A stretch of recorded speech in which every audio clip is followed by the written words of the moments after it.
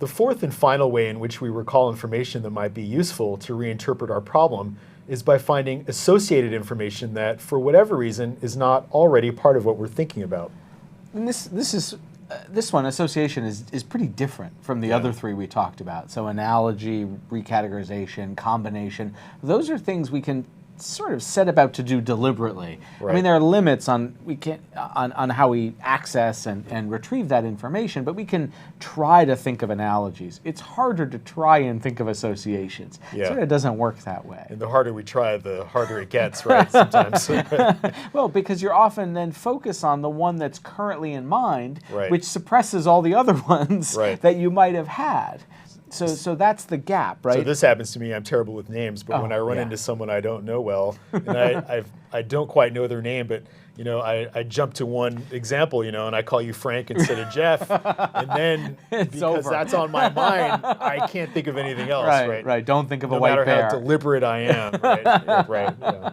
So what can you do? I mean, I think the idea is you have to put your mind on autopilot a little bit, right? Right. You have to stop thinking quite so deliberately and let sort of your mind wander. So, some people talk about taking a walk, right? Yeah. Some people talk about going jogging. Some people, stroll in the park. Some people do the dishes, right? Because it's just sort of mindless activity. Or the great idea that happens in the bathtub or whatever while you're just zoning out. Or whatever. Or so, I like to surf the internet all day at work, and that's how I free up space to make these unusual associations. Well, sure. I mean, the point is, what is it that doesn't take your full mind, Right. and give yourself an opportunity to sort of occupy yourself enough that that you can wander down random associations and see where that might lead you. It's not usually an efficient process, Right. but if you do get a problem in your head or a story in mind and you think about that a lot, then you go and wash the dishes, or then you go and take the walk, and those set of ideas can then generate sort of nearby associations that you might not have thought of deliberately, but that are related and therefore might bubble into consciousness. And that gives you a chance to possibly change your perspective.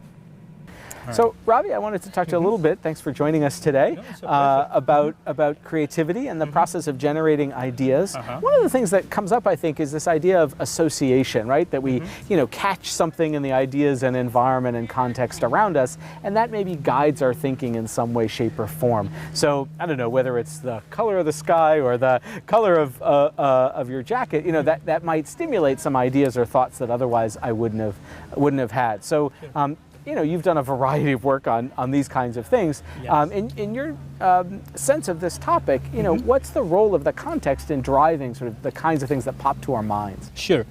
So, we talked about two things. One is association, right? And then, coming with creative ideas, for example. Yeah. And how does association play a role there? And then we would talk about, for example, how contextual effects, for example, say you said color of the sky, or, you're wearing a blue jacket. How does that affect, my ability to come up with some creative ideas? Exactly. So essentially, when we talk about creative ideas, absolutely right. We talk about associations, making these remote associations, things we would not see in normal life, right? For example, if I ask you to come up with ideas for a brick, uses of a brick, for example, right? So what we see is, hey, this is a construction tool, and I can build a wall, or I can build a pavement. Sure. But then we start talking about these associations. Hey, I start looking at that brick. Hey, this is a solid rectangular object. Yeah. And I start saying, hey, this is a rough object. It is heavy. And I start making those remote associations, and where I can start saying, hey, this is heavy, I can use it as an exercise weight. So you're connecting these things, right? Remote associations. And now the question is, can environment around us actually affect that process? Yes, exactly. So for example, color, you brought up color. Absolutely, there is some research which shows, for example, color blue. It makes you feel more relaxed. It induces this, associations of freedom. Think about it, when we talk about, and you mentioned that, hey, you said like blue sky, ocean, openness, freedom. That's right. So people feel more relaxed in going out and making these remote associations, remote connections. And that then actually enhances creativity. And it is just not, this is one of the factors, right? Like blue color, then there has been some research on, say, for example, ceiling height. You know, if you are, you know, in a room where ceiling height is much higher, then you have this sense of freedom. You think you're more free, and then what happens again? You start making these associations, like very remote associations, and that actually again, you know, helps you come up with these ideas, which are very novel, create out of the box ideas, right? And there are quite a few other things, you know. When the ceiling height is lower, for example, then you feel a little constrained, and then you really don't want to, you know, go out and venture into these new ideas. You know what? I just saw you doing this when I say constraint. This thing, you hunch, you hunch exactly, and body posture. body Does it posture, matter? absolutely. Yeah, So yeah. there's this again, some research which shows if you're standing straight, actually, then you know. You feel much more in control, right? If you this thing, yes. but if you're in a slouched position, you relax. Yeah. Then your mind starts to make all these connections. It just starts to fly. So all these things, you know, these small things, they matter, right? Like we don't really think about these things in everyday life, but you know, we are sitting in open atmosphere right now. Absolutely, this is a good environment to be creative, right? Yes, exactly. And then I talk to, again, you know, quite a few students. I teach these courses on, say, new product development and creativity. And I see students who will go into the library and then do their work, for example, right? And it seems right way to do it, Sure, right? right. You're in a library, it's quiet, nobody's talking, you're too focused. Yes. And that's a great environment when you're trying to solve, say, for example, mathematical problems or doing your taxes, for example, right? You have to be, you know, Follow you have the to rules. follow the rules. You have Yeah. to be very focused. Yep. But again, I did some work on background noise, for example. The chatter. The chatter, absolutely. yes. And what I found was when you are actually sitting in a coffee shop where people are talking, you know, there's this buzz around you. Yes. That actually distracts you a little bit, and then you go off the tangent, right? You start thinking, you start making these connections, and you start thinking at a broader level, and start seeing these associations which are not routine, right? These are very remote and then not usual, and that helps you come up with more creative ideas. So a little background buzz can be helpful for poking you off in different directions. Absolutely. Yeah. So is there a limit on that? I mean, do I want to go to a rock concert or something? A preschool? I mean, That's a great question you bring up. Absolutely. So no, you know, so there is a limit. Again, you know, you cannot just define, hey, this is the hard stop on this. But sure. usually what happens is if we go beyond a certain limit, when the noise is like too much, then what happens is brain kind of shuts down, right? Like you've seen that, you're rock concert, you're just having fun, but your brain doesn't process information, and that hurts not even creativity, that'll hurt any cognitive task or any problem you're trying to solve. So that's the thing. So that's important. So it suggests that there's an element of creativity that rests on some foundation of just can you think? And then over and above that, it's which direction are you thinking? Are you being analytic and driven and straight ahead? Or do you have that element of being willing to go off in another direction? And what you're suggesting, I think, is a little background noise, a taller ceiling, maybe an openness in position or environment is going to encourage you, make you more willing to track an association off in different directions. Thank you so much for coming out and chatting with us and learning a little bit about creativity from you. it was a pleasure. Excellent. Thank you. Cheers.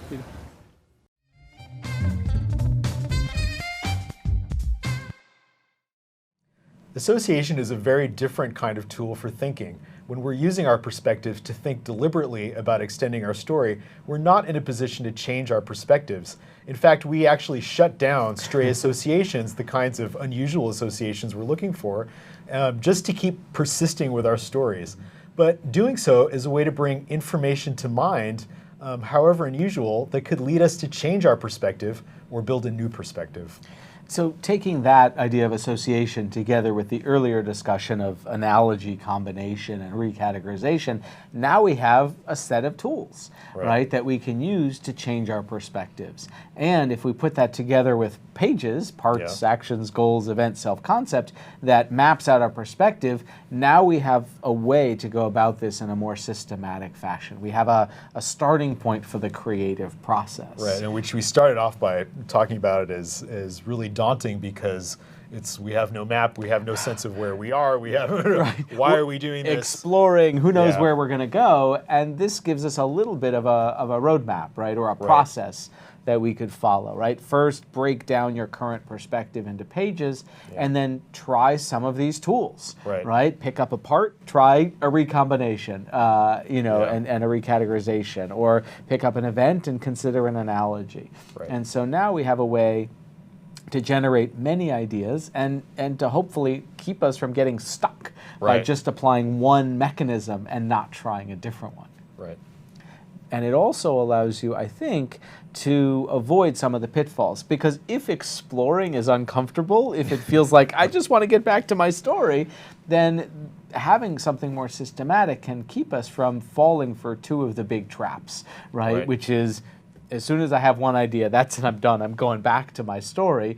Or because it felt exciting to generate it, I feel attached to it. And if I could be excited about generating lots of ideas, well, then any one of them could do, and I don't have to feel as if I have to follow through on this one idea because I loved when I came up with it. Yeah, and this framework gives you a real map for all of the options that you have at your disposal for working through the process and generating changes in perspectives and creative insights and inventions. Yeah, so tools for thinking.